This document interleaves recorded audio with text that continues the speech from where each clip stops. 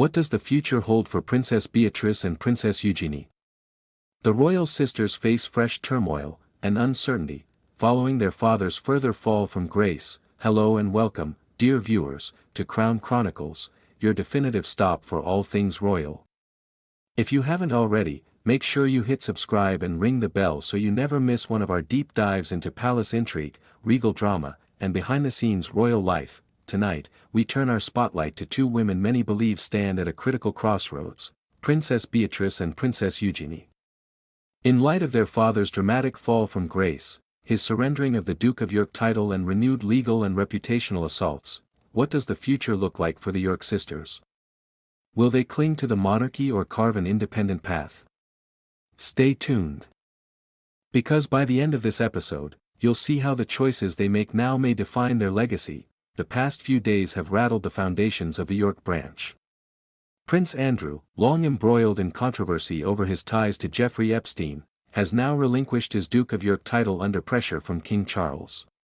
Whether forced or voluntary, that step has sent shockwaves through the royal firm and placed fresh spotlight on his daughters. While Andrew and their mother, Sarah Ferguson, lose royal standing, sources confirm Beatrice and Eugenie will retain their titles, for now. Even so, their status is precarious. They are not working royals, they don't hold formal palace roles, which means that under a new monarch, the rules could change. Rumors suggest that when Prince William becomes king, he may issue a royal edict removing princely and HRH titles from non-working royals, possibly including Beatrice and Eugenie. In short, their royal identities may be hanging by a thread. So how have the sisters responded to the scandals swirling around their family? According to biographers and insiders, they began distancing themselves from their parents' controversies even before the latest revelations. One royal author noted a careful PR strategy: portray them as blameless, educated, quietly ambitious, and moving on with their lives, independent of their father's reputation. That said, their loyalty hasn't vanished. Beatrice has reportedly visited Andrew at his Windsor estate, Royal Lodge, and observers say the sisters remain close to their parents, even during public fallout. But in recent weeks, they've noticeably withdrawn from high-profile social appearances, opting out of expected invitations and minimizing exposure. This delicate balance, staying dignified, avoiding further scandal, yet not abandoning their family, is perhaps the most challenging position they've ever faced. Let's talk about their public roles and professional lives, because whether the royal door remains open or closes, the sisters have already built lives beyond Buckingham. Princess Beatrice currently works in the private sector. She was a vice president at Affinity, a US AI company focusing on customer interaction technology, and has founded Purpose Economy Intelligence Limited, a consulting and software group. She also holds patronages. In 2025, she became a patron of Born, a charity funding research on premature birth, and took on the role of patron with the Chartered College of Teaching. Her second daughter, Athena, arrived earlier in 2025, making Beatrice a hands-on mother and working professional. Princess Eugenie, meanwhile, carved out a path in the art world. She works with an Advocates for Hauser Wirth, a prominent contemporary art gallery, among other roles in philanthropy and design. She's married to Jack Brooksbank. And they have two sons, August and Ernest, living a relative degree of privacy compared to the royal spotlight. These careers offer the sisters stability beyond royal favor.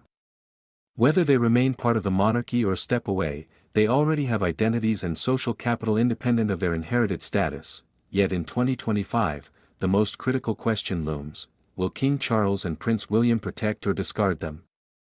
Sources say that King Charles personally intervened to ensure his nieces retain their titles and royal invitations, despite their father's downfall.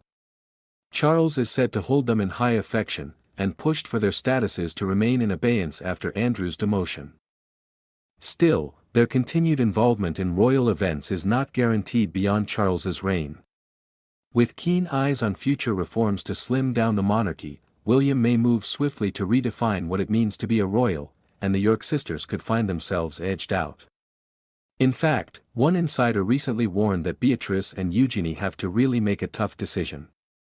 The York unit is toxic, hinting that to distance themselves may be the only path forward. So what lies ahead? Let me lay out 3 plausible paths the sisters might take. 1. Stay and fight, cling to their princess titles, remain loyal to the monarchy, and defend their roles within the royal family. They'd lean on their royal connections and leverage public goodwill to stay relevant. 2. Gradual withdrawal, quietly step back from royal duties, emphasize their private careers, and let the monarchy do the heavy lifting of distancing.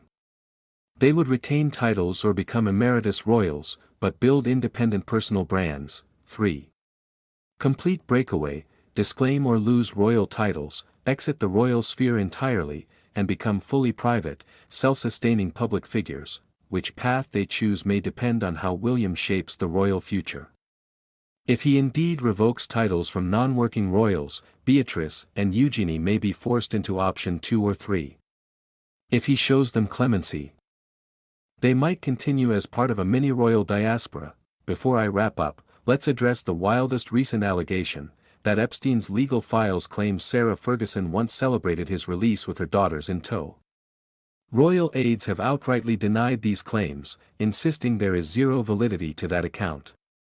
Given Beatrice was 20 and Eugenie only 19 at the time, the idea that they were active participants strains credibility. Still, such accusations add weight to the toxic halo surrounding the York name. Amid new leaks, lawsuits, and memoirs on the horizon, the sisters may be forced to dig in or step away. Either way, their reputations and influence hang in delicate balance. In conclusion, Princess Beatrice and Princess Eugenie are navigating uncharted territory. Their father's ignominious exit has left a void and raised pressure from all sides: the court of public opinion, the internal politics of the monarchy, and their own ambitions. They must choose whether to stay, retract, or reinvent. Their decisions now could redefine how history remembers them, as royal survivors, reinvention queens, or something entirely new. If you enjoyed this deep dive, hit like, drop your thoughts in the comments. Will they remain princes or become private citizens? And subscribe for more from Crown Chronicles. I'll see you next time as we continue to follow the fate of Britain's royals.